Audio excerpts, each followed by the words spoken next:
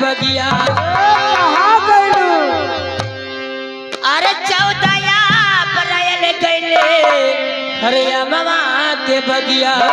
तब ठिकोरा लगल हाल होई किसना कि छोटी नाना दे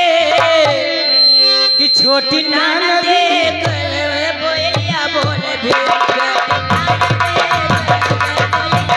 छोटी नाना दी बोले ले कोई लिया जाए जभी छोटी नाना दी बोले ले कोई लिया जाए जभी छोटी नाना दी छोटी नाना दी छोटी नाना दी छोटी नाना दी बोले ले कोई लिया जाए छोटी नाना दी बोले ले कोई लिया जाए छोटी नाना दी बोले ले कोई लिया जाए छोटी नाना दी छोटी नाना दी छोटी नाना दी छोटी नाना दी छोटी नाना दे छोटी नाना दे बोले ले कोई लिया जाए छोटी नाना दे बोले ले कोई लिया जाए और कौआ के मेढ़ारिया पे नाचे बाना मोरवा हरे अमवा के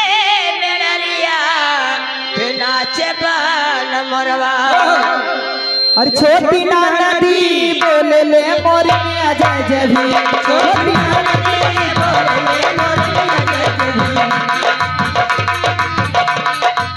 छोटी नाना दी छोटी नाना दी छोटी नाना दी छोटी नाना दी छोटी नाना दी बोले ले मोरनिया जाए जभी छोटी नाना दी बोले ले मोरनिया जाए जभी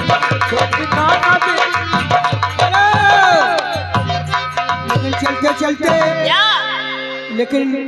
कहना बा कैसे मास्टर कैसे